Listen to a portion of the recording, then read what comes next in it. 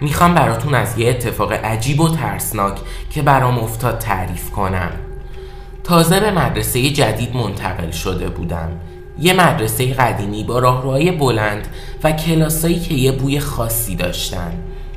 تا اینکه یه روز تصمیم گرفتم از سرویس بهداشتی قدیمی مدرسه استفاده کنم. ورودی سرویس بهداشتی قدیمی و فرسوده بود. در چوبی رنگ رفتش یه علامت در حال تعمیر داشت، ولی انگار هیچکی حواسش به تعمیر نبود. وارد شدم و صدای زنگ در با صدای بلندی فضا رو پر کرد. داخل سرویس بهداشتی نور ضعیف و زرد رنگی فضا رو روشن کرده بود. دوشه‌های کهنه و کثیف و سینکایی با لبه‌های زنگ زده که پر از لکه‌های خشک شده بودن. همه چیز انگار فراموش شده و رها شده بود. وارد یکی از دستشویی‌ها شدم و در رو بستم. وقتی نشسته بودم و داشتم آروم می‌گرفتم، ناگهان صدای قدم‌های ضعیفی از دور به گوشم خورد. اول فکر کردم شاید یکی دیگه اومده تو سرویس بهداشتی، ولی صدای قدم‌ها خیلی کند و بی صدا بود. سرمو بالا آوردم، ولی تو اون فضا هیچکی رو ندیدم. فقط خودم و فضای تاریک سرویس بهداشتی بودیم. بعد ناگهان صدای قدم‌ها دوباره شروع شد و این بار صدای نفس‌های سنگین و آهسته‌ای هم به گوشم رسید. با دلهره به سمت در حرکت کردم و در کابین رو باز کردم. یه لحظه ایستادم و نگاهم به آینه قدیمی تو گوشه دیوار افتاد. تصویر خودم رو توی اون دیدم، ولی یه چیز عجیب توش بود. توی آینه یه دختر با چهره‌ای پوشیده از گرد و غبار و تاریکی ظاهر شد. چشماش سیاه و خالی بودن و یه لبخند مرموز رو صورتش بود. شانه‌هام لرزید و آروم پرسیدم تو کی هستی؟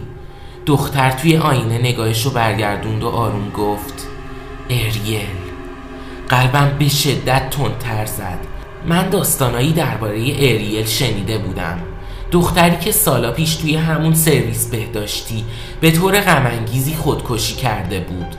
اریل با صدای خشداری ادامه داد من همیشه اینجا بودم لیام، همیشه، و تو هم الان اینجایی.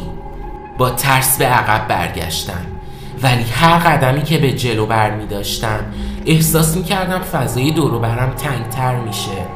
صدای قدم‌ها و نفسای سنگین اریل تو گوشم می پیچید.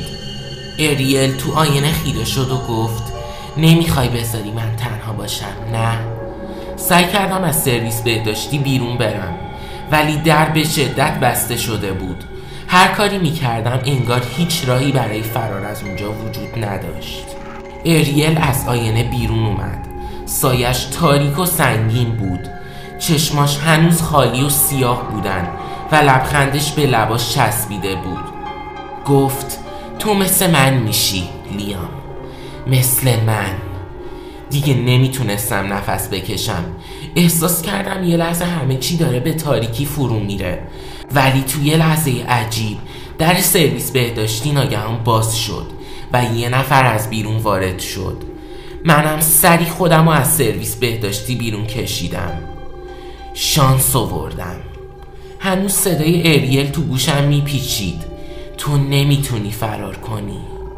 تندتر به سمت کلاسا دویدم و دیگه هیچ وقت به اون سرویس بهداشتی بر نگشتم، ولی تو عمق دلم میدونستم که اریل هنوز اونجا بود، تو تاریکی، تو جایی که هیچکی نمیتونست اونو ببینه.